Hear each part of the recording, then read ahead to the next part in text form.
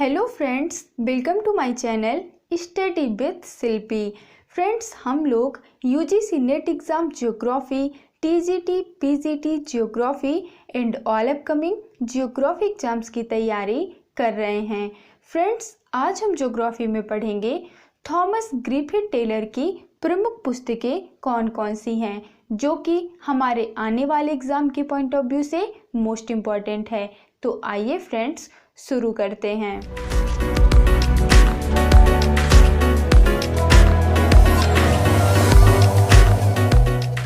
Okay friends, Thomas Griffith Taylor की प्रमुख पुस्तकें। इनका समय काल था 1880 से 1963, यानी टेलर का जन्म हुआ 1880 में और इनकी मृत्यु हुई 1963 में। नेक्स्ट पॉइंट है, नियतिवादी विचारधारा के समर्थक थे, लेकिन इन्होंने नियतिवाद को वैज्ञानिक निश्चयवाद साइंटिफिक डिटर्मिनिज्म कहा। इन्होंने इस विचारधारा को नौ निश्चयवाद नियो डिटर्मिनिज्म व रुको व जाओ निश्चयवाद स्टॉप एंड गो डिटर्मिनिज्म भी कहा था। फ्रेंड्स, यहाँ पर जितने भी पॉइंट हैं मोस्ट इम्पॉर्टेंट हैं और इनसे कई बार एग्जाम में क्वेश्चन बन चुके हैं। तो आपको याद रखना है कि ग्रिफिथ टेलर नियतिवाद विचारधारा के समर्थक थे, लेकिन इन्होंने नियतिवाद को वैज्ञानिक निश्चयवाद यानी साइंटिफिक डिटर्मिनिज्म कहा था। इसके अलावा इन्होंने नियतिवाद को नौ निश्चयवाद यानी नियो डिटर्मिनिज्म भी कहा था और उन्होंने नियतिवाद को रुको व जाओ निश्चयवाद यानी स्टॉप एंड गो डिटर्मिनिज्म भी कहा था। Friends, stop and go determinism व रुको व जाओ निश्चयवाद एग्जाम में कई बार पूछा जा चुका है। तो अब आपको याद रखना है कि रुको व जाओ निश्चयवाद यानी स्टॉप एंड गो डिटर्मिनिज्म की संकल्पना किसने दी थी? तो वह दी थी ग्रिफिथ टेलर महोदय ने। और किसके संदर्भ में दी थी? तो नियतिवाद यानी नौ निश्चयवाद के संदर्भ में दी थी। नेक्स्ट पॉइंट है, टेलर के अनुसार मानव ट्रैफिक पुलिस की तरह कार्य करता है, अर्थात मानव वाहनों की गति कम या अधिक तो कर सकता है परंतु उनकी दिशा को नहीं बदल सकता। फ्रेंड्स, यह भी एग्जाम के पॉइंट ऑफ व्यू से मोस्ट इम्पॉर्टेंट पॉइंट है। आपसे एग्जाम में पूछा जा सकता है कि मानव को ट्रैफिक पुलिस की संज्ञा किसने दी थी? तो अब आप याद रखेंगे कि मानव को ट्रैफिक पुलिस की संज्ञा ग्रिफिथ टेलर महोदय ने दी थी। उन्होंने कहा था, जिस प्रकार ट्रैफिक पुलिस वाहनों की गति को कम या अधिक कर सकती है लेकिन उनकी दिशा को परिवर्तित नहीं कर सकती है, इसी तरह मानव का भी प्रकृति के साथ संबंध होता है। नेक्स्ट पॉइंट है, टेलर ने प्रजातियों के प्रवास से संबंधित विचारधाराएं प्रस्तुत की थी। यह भी एक मोस्ट इम्पॉर्टेंट पॉइंट है। आपसे पूछा जा सकता है कि किसने प्रजातियों के प्रवास से संबंधित विचारधाराएं प्रस्तुत की थी? तो अब आप याद रखेंगे कि ग्रिफिथ टेलर महोदय ने प्रजातियों के प्रवास से संबंधित विचारधाराएं प्रस्तुत की थी।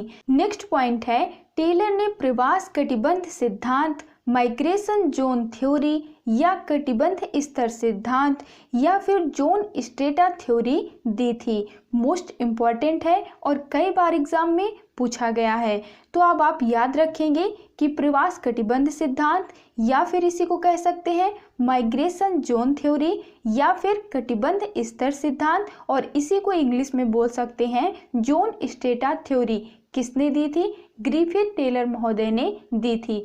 फ्रेंड्स, ये कई बार पूछा जा चुका है, आपको इसे याद रखना है। नेक्स्ट पॉइंट है, टेलर के अनुसार ना तो प्राकृतिक शक्तियां पूर्णतः नियंत्रणकारी हैं और ना ही मानव प्रकृति का विजेता है।